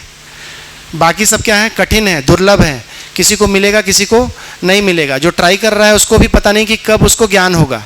ठीक है, इसमें तो चेक पॉइंट्स है ना इसके, वो अपन देखेंगे। क्योंकि मैं के भी डेफिनेशन आएंगे। अपन कर क्या रहे हैं देखो ना, कितना डिटेल में जा रहे हैं। ऐसा किसी ने करा भी होगा तो हमको तो नहीं उपलब्ध हुआ ना अभी तक। क्या अस्तित्व में क्या क्या है पहले, फिर अस्तित्व कैसा है, फिर अस्तित्व क्यों है। आप क्यों लगा के पूछो कहीं और, जो पुराने मेथड हैं किताब में पूछो क्यों, बोलेंगे कि राम राम राम, मतलब आपको एकदम दबा देंगे। गैलीलियो का कहानी क्यों बताया, कोपरनिकस, सुकरात को तो जहर का प्याला पीना पड़ा था ना। सुकरात बहुत बड़े फिलोसफर है ना, उनने जब ऐसी बातें बोली, कितने लोगों को पता है सुकरात, उनके शिष्य थे प्लेटो, उनके शिष्य थे अरस्तु, ठीक है। तो सुकरात जो थे वो जब इस तरीके की बातें किए कि मानव में नैतिकता होनी चाहिए, विवेक होना चाहिए, बहुत अच्छी बातें, तो फिर उस टाइम पे उनको कहा गया कि तुम जहर पियो, तुमने गलत काम किया है, या फिर शहर छोड़ के जाओ। तो सुकरात ने क्या बोला कि शहर छोड़ के जाऊंगा तो बात खत्म हो जाएगी, मैं जहर पी लेता हूँ, इससे मेरी बात हमेशा के लिए बची रहेगी। बहुत रिक्वेस्ट किया, पूरे शहर के लोगों ने रिक्वेस्ट किया कि अरे नहीं नहीं तुम छोड़ के चले जाओ, क्यों मर रहे हो। बोले ये कोई बड़ा काम हो जाएगा, बहुत अच्छा अवसर है, बहुत अच्छा अवसर है। उनने वो जहर का प्याला भरी सभा में पिया और मर गए। फिर उनके शिष्य हुए प्लेटो, उनके शिष्य हुए अरस्तु। कल मीनाक्षी कहानी सुना रही थी ना, अरस्तु का शिष्य कौन था, नेपोलियन, सिकंदर, है ना। अच्छे लोग हैं, बहुत ज़बरदस्त फिलॉसफी है, लोग उस पर पीएचडी करते हैं। पीएचडी क्या, बहुत पढ़ाई करते हैं, आप पढ़ो बहुत मज़ा आएगा, लेकिन कहीं पहुंचता नहीं ना। तो हम लोग क्या बोल रहे हैं कि अस्तित्व में क्या क्या है हम लोग देख रहे हैं, ठीक है। तो अस्तित्व में क्या क्या है, तो प्रकृति में ये सब देखें, ऊर्जा संपन्न। अभी ये जो व्यापक है वो क्या है, आकार आयतन रहित है, निराकार है ना, कोई आकार नहीं है, ठीक है। सर्वत्र है, असीम है और व्यापक है, क्रिया शून्य है, नित्य है और परंतु परिणाम विहीन है। इसमें कोई परिणाम नहीं हो रहा है, क्योंकि इसमें मात्रा ही नहीं है, मात्रा नहीं है इसमें, सभी मात्राओं का आधार है। मात्रा मतलब मास है ना, mc², तो मास वाला साइड चला गया ना, इकाई है मतलब मास है, मात्रा है। और ये क्या है, ये तो ऊर्जा है, ऊर्जा स्वरूप है। लेकिन एक बड़ी चीज़ है कि ये ऊर्जा स्वरूप होके भी क्रिया शून्य बोल रहे हैं इसको ना, क्रिया शून्य है। ये नागराज जी बोल रहे हैं, हमको जांचना पड़ेगा। जांचने का क्या आधार बताया कि कैसे देख रहे हैं, दीदी गई है ना। परंतु परिणाम भी न, शून्य ही ऊर्जा है जो पदार्थ को प्राप्त है पात्रता अनुसार, ठीक हो गया। आगे चलते हैं। अस्तित्व नित्य है, एक वर्ड आया, आप लोगों ने ध्यान दिया, अस्तित्व क्या है, नित्य है बोले, परंतु परिणाम विहीन है। तो ये जो नित्य है इसको समझते हैं, क्या है नित्य। जो माया बोले थे वो क्या था, परिवर्तनशील, बदलता रहता है। और जो नहीं बदलता उसको क्या बोलते हैं, नित्य बोलते हैं, जो सदा सदा एक सा रहता है। तो नित्य अर्थात आदि और अंत से रहित। क्या मतलब हुआ, क्या मतलब हुआ, ये जो इकाइयां हैं ये, और ये जो व्यापक है ये अस्तित्व में है। अस्तित्व बराबर क्या, प्रकृति और व्यापक। अब अगला प्रश्न है, अगली बात है कि ये कब से है। मैं बोला था सब बताएंगे, कब से है। तो साइंस तो बिग बैंग और ब्लैक होल बोल के कुछ कुछ बोलता है, तो नागराज जी भी आंसर दिए हैं, और नागराज जी का आंसर एकदम रियलिस्टिक है, वो पूरे दर्शन को पढ़ने से जुड़ जाता है। तो क्या बोल रहे हैं, आदि और अंत। आदि मतलब शुरू होना, और अंत मतलब खत्म होना। तो न कभी शुरू हुआ है और न कभी खत्म होगा। ये कब से है ही, कब से है, आदि और अंत से मुक्त है, कभी शुरू भी नहीं हुआ है और कभी खत्म भी नहीं होगा। क्या, ये दोनों, ये भी और ये भी, इसमें रूप परिवर्तन होता रहेगा। गैलेक्सी बनेंगे, बिगड़ जाएंगे, ग्रह गोल बनेंगे, बिगड़ जाएंगे, सौर मंडल बनेंगे, बिगड़ जाएंगे।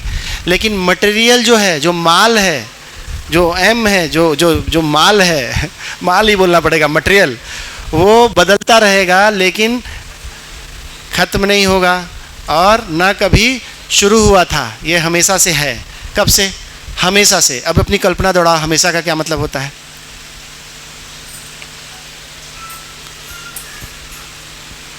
हमेशा से है, कब खत्म होगा? कभी खत्म नहीं होगा, हमेशा रहेगा। ये है अस्तित्व।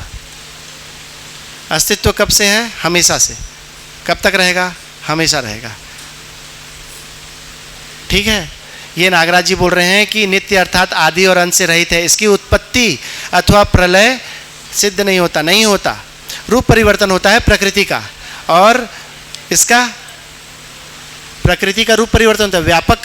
व्यापक का तो कुछ रूप परिवर्तन भी नहीं होता, क्योंकि उसका रूप ही नहीं है, वो तो क्रिया शून्य है, क्रिया शून्य है। तो फिर अस्तित्व में सभी वास्तविकताएं भी नित्य हैं। सभी वास्तविकताएं मतलब प्रकृति को भी ले आए, पहले तो व्यापक को ही नित्य बोले थे।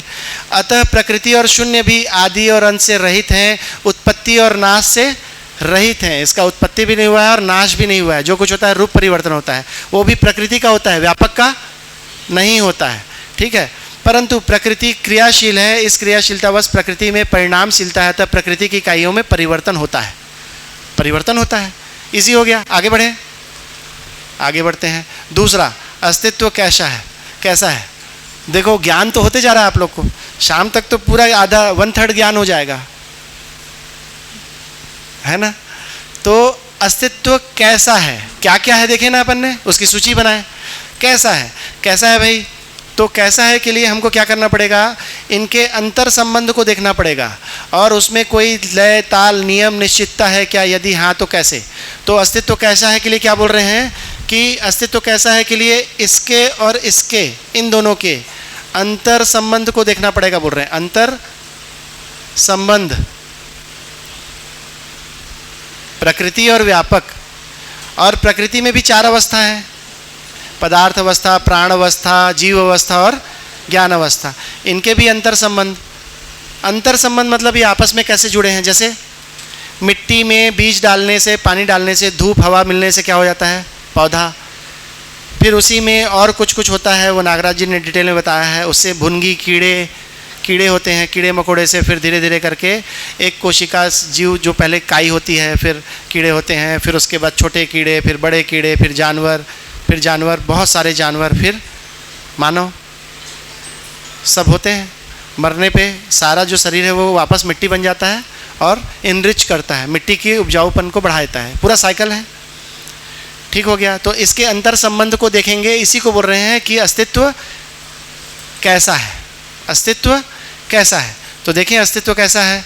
इन सभी में जो नियम है, निश्चितता है, यदि हाँ तो कैसा है? तो आइए देखते हैं अस्तित्व कैसा है। अस्तित्व सत्ता में संपृक्त प्रकृति है। मीनाक्षी ने बताया था संपृक्त माने व्यापक में प्रकृति, व्यापक में प्रकृति क्या है? संपृक्त है। संपृक्त को क्या बताए थे? डूबा है, भीगा है और गिरा है। डूबा होने से क्या है? क्रियाशील है, क्रियाशील है, क्योंकि डूबा हुआ है तो क्रिया कर रहा है। और भीगा हुआ है तो क्या है? ऊर्जित है, आर पार है उससे, तो ऊर्जा है, अंशों में ऊर्जा जा रहा है। और गिरा है उससे क्या हो रहा है? नियंत्रित है ना। क्रियाशील है, ऊर्जित है, नियंत्रित है। आगे बढ़ते हैं। ये तो लिखा हुआ भी है। संपृक्त मतलब फलस्वरूप ऊर्जा संपन्न हुआ, ऊर्जा संपन्न फलस्वरूप क्रियाशील हो गया। समझ में आया? ऊर्जा संपन्न होने से, भीगने से क्या हुआ? ऊर्जा हो गया। ऊर्जा संपन्न होने से क्रियाशील हो गया और उससे नियंत्रित और नियमित हो गया, तो उसमें नियंत्रण भी आ गया। तो व्यापक नियंत्रित कर रहा है क्या? व्यापक नियंत्रित कर रहा है क्या? व्यापक में डूबे भीगे गिरे होने से ये ऊर्जित है, नियंत्रित है और क्रियाशील है। तो क्या व्यापक नियंत्रित कर रहा है क्या? तो नागराज जी कह रहे हैं कि ये जो ईश्वर है, ये वाला जो परमात्मा है, ये वाला जो ऊर्जा स्वरूप है, ये क्रिया शून्य है, ये कुछ नहीं करता है, ये नियंत्रित नहीं करता। बाकी 3 अवस्थाएं प्राकृतिक विधि से नियंत्रित हैं। मानव नियंत्रित नहीं है, भ्रमित है और जागृत है। भ्रमित अनियंत्रित है और जागृत नियंत्रित है। कैसे होगा मानव नियंत्रित? मानव को भी नियंत्रित होना है तो पूर्ण समझ से, समझदारी के बाद वो नियंत्रित हो जाएगा। ठीक है। तो अतः प्रकृति में क्रियाशीलता को समझना है, अर्थात उसमें नियम, प्रकटन, क्रम एवं उसके प्रयोजन को समझना ही अस्तित्व को समझने का ध्रुव बिंदु है। तो इसके नियमों को समझना है। तो क्या नियम है? अब देखिए, प्रकृति में क्रियाशीलता को बता रहे हैं, ठीक है। प्रकृति में क्रियाशीलता क्या क्या है? प्रकृति, अब व्यापक को छोड़ दो, यहाँ पे व्यापक हट गया, केवल प्रकृति की बात करेंगे। क्रियाशीलता को समझने आए हैं अपन। तो ये परमाणु जितने भी हैं 108, 118, वो सारे के सारे क्या हैं? गठनशील हैं, गठनशील हैं। उसमें से अंश अंदर बाहर होते रहते हैं। हाइड्रोजन में एक अंश बढ़ा दोगे तो हीलियम हो जाएगा, है ना। और उसी परमाणु से क्या हो जाता है? अणु बन जाता है। वही बहुत सारे मिलके, ऐसे भी परमाणु अकेले मिलते नहीं, अणु में ही मिलते हैं। फिर उसके बाद अणु से कुछ अणुरचित पिंड बन जाते हैं। पिंड मतलब पत्थर के टुकड़े, ये वो सब बनते बनते बनते बनते क्या बन जाता है? ग्रह, गोल, चांद, तारे, ये सारे के सारे क्या हैं? गठनशील परमाणु से बने हुए हैं, परमाणु से बने हुए हैं। इसी में पानी अगर एंट्री हो गई तो क्या हो जाता है? उसमें पुष्टि तत्व और रचना तत्व आ जाता है। उससे क्या होता है? प्राण कोशा बन जाता है, मतलब पेड़ पौधे की कोशिकाएं। उसमें क्या आ जाता है? उसमें कोशिकाएं आ गई, क्लोरोफिल आ गया, प्रकाश संश्लेषण की क्रिया कर रहा है, और क्या हो जाता है? उसका धर्म पुष्टि धर्म है, तो मल्टीप्लाई होता है, ठीक है। तो प्राण कोशा से पेड़ पौधे, पेड़ पौधे को खा के और अनेक और उसमें घटनाएं होती हैं, उससे जीव शरीर, जानवरों का शरीर बन गया। और 60 लाख साल पहले, आज से 60 लाख साल पहले हमारे पूर्वज ऐप से आए। 30 लाख साल पहले वही होमो इरेक्टस, होमो लिएंडरथल और होमो हैबिलिस, फिर होमो इरेक्टस, 17 लाख साल रहे होमो इरेक्टस। उसके बाद होमो सेपियंस, लिएंडरथल के पहले लिएंडरथल रहे, फिर हम लोग होमो सेपियंस। हम 3 लाख साल से हैं इस धरती पे। तो ये मानव शरीर आ गया, ये पूरा समझ में आया। परमाणु से ही है ना। ये मानव शरीर, मान लो इसको ये मर जाता है तो ये क्या बन जाता है? वापस वही सब बन जाता है, कैल्शियम, मैग्नीशियम, जो भी जिससे बना है, ऐसा ही है ना। तो सबको समझ में आ रहा है कि कोई भी मानव शरीर को सड़ा देंगे, जला देंगे तो वो वापस मिट्टी बन जाता है ना। तो जहाँ से बना है ये अणु, मिट्टी, वापस वो बन जाता है। तो ये सब एक ही है कि नहीं है? एक ही है। अभी नागराज जी ने इसमें एक चीज़ को और अनुसंधान किया, जो अनुसंधान है, जो कि पहले नहीं मिलेगा आपको। वो क्या बोल रहे हैं कि ये जो 108 या 118 हमने फंडामेंटल पार्टिकल ढूंढे हैं, इसी में से योग संयोग विधि से, कोई घटना विधि से, इसी में से कोई एक जो परमाणु में अंश होते हैं ना, हाइड्रोजन में 8, 2, ऑक्सीजन में 8, ऐसे होते हैं। कोई योग संयोग विधि से एक संक्रमण की घटना होती है। संक्रमण मतलब जैसे दूध से दही बन गया, वापस दही से दूध बनेगा क्या? तो जो वापस नहीं हो सकता उसको बोल रहे हैं संक्रमण। जो वापस नहीं हो सकता उसको बोल रहे हैं संक्रमण। इसी में से ज़रूरत के हिसाब से जब मानव शरीर बन गए, जानवरों के शरीर बन गए, तो उसको चलाने वाला भी जीवन को ढूंढ रहे हैं। तो जीवन क्या है? तो नागराज जी बता रहे हैं कि गठन पूर्ण परमाणु है। इसमें क्या लिखा था? गठनशील। और इसमें क्या लिखा है? पूर्ण। क्यों? क्योंकि व्यापक भी पूर्ण है।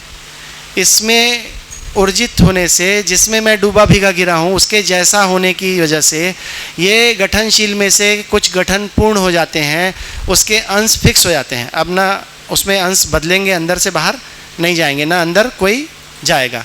वो गठन पूर्ण हो गए, उसी को बोल रहे हैं ये जीवन है, यही गठन पूर्ण परमाणु है। उसका जो नाभिक होता है उसको बोल रहे हैं आत्मा। डिटेल में उसको डिटेल में देखेंगे। कब देखेंगे? जीवन ज्ञान में देखेंगे, ठीक है। वो डिटेल में देखेंगे अपन कि मैं क्या हूँ।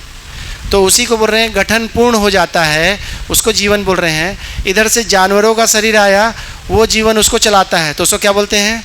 जीव अवस्था। और यही जो जीवन है, जो गठन पूर्ण परमाणु है, वो सेम टू सेम जब मानव शरीर को चलाता है तो उसको क्या बोलते हैं? मानव। तो इसमें मैं क्या है? जीवन और शरीर दोनों मिल के क्या बन रहे हैं? मानव। ठीक हो गया। जानवरों को भी वही गठन पूर्ण चला रहा है और मानव को भी वही चला रहा है। ये डिटेल में अपन देखेंगे, ठीक है। प्रकृति में क्रियाशीलता को देखने आए थे अपन, ऐसा हो रहा है। आगे प्रकृति में क्रियाशीलता क्या है? नियमित है। इसमें ये जो वर्ड है स्वयं स्फूर्त, इसको देखने के लिए चार्ट है। इसको जब आप लोग पढ़ेंगे तो क्या पढ़ना पड़ेगा कि ये स्वयं स्फूर्त हो रहा है। अगर स्वयं स्फूर्त को पढ़ोगे तो इससे क्या पता चलेगा कि कोई करा रहा है क्या, तो क्रिया शून्य से ऊर्जित, क्रिया शून्य में होने मात्र से ऊर्जित है। तो कर्ता कौन है? ये खुद, ये खुद, ये खुद और ये खुद। तो ज्ञान अवस्था ही है जो कि सर्वश्रेष्ठ रचना है, और ये कर्ता पद को प्रमाणित करेगा कि हाँ मैं ही कर रहा हूँ। कैसे करेगा कर्ता पद को प्रमाणित? समझदार होके, समझदार होगा तो वो बोलेगा कि यस ये मैं कर रहा हूँ, ये हम कर रहे हैं, मानव जाति एक है, इस तरीके से। तो ये स्वयं स्फूर्त 4 अवस्था है, अपन कल देख चुके हैं। गठनशील परमाणु अणुओं से रचित, फिर प्राणकोशा बनते हैं, उससे जीव शरीर प्लस चैतन्य इकाई, मानव शरीर प्लस चैतन्य इकाई, तो ज्ञान अवस्था, जीवावस्था, वो अपन ने पिछले चार्ट में देखा है ना। और ये प्राणकोशाओं से रचित है और शरीर भी प्राणकोशाओं से रचित है। इन परमाणुओं का गठन परिवर्तित हो सकता है, इसलिए इन्हें गठनशील परमाणु कहते हैं। गठन, गठन मतलब जो परमाणु अंश है ना, उसमें जितने भी हैं, 2 हैं तो हाइड्रोजन, इस जब वो बदलते हैं तो उसको गठनशील कहेंगे। और जब वो गठन पूर्ण है, परमाणु है, तो चैतन्य इकाई एक गठन पूर्ण परमाणु है। ये भी क्या है? परमाणु ही है। उसके डिटेल हम लोग देखेंगे। ये कैसे चलाता है मानव शरीर को या जानवर के शरीर को, कैसे चलाता है? तो बता रहे हैं कि ये मेधस युक्त शरीर रचनाओं को संचालित करने योग्य है। जिसमें भी मेधस मतलब ब्रेन होगा उसी को चलाएगा। ब्रेन नहीं है तो जीवन उसको नहीं चला पाएगा। कंट्रोल सिस्टम क्या है शरीर का? ब्रेन। पेड़ पौधों में ब्रेन होता है क्या? नहीं होता। इसीलिए पेड़ पौधों को जीवन नहीं चलाता, इसीलिए पेड़ पौधों में जीवन नहीं होता। पेड़ पौधों में जीवन नहीं होता। पेड़ पौधों में श्वसन प्रश्वसन होता है, सांस लेने की क्रिया, जो कि प्राण कोशा कर रही है, उसमें कोई जीवन नहीं है। जानवरों में जिसमें ब्रेन है उसमें जीवन है, जिसमें ब्रेन नहीं है, है ना, जिसमें ब्रेन नहीं है वो क्या हो जाएगा? पेड़ पौधा हो जाएगा। जिसमें ब्रेन नहीं है वो पेड़ पौधा हो जाएगा।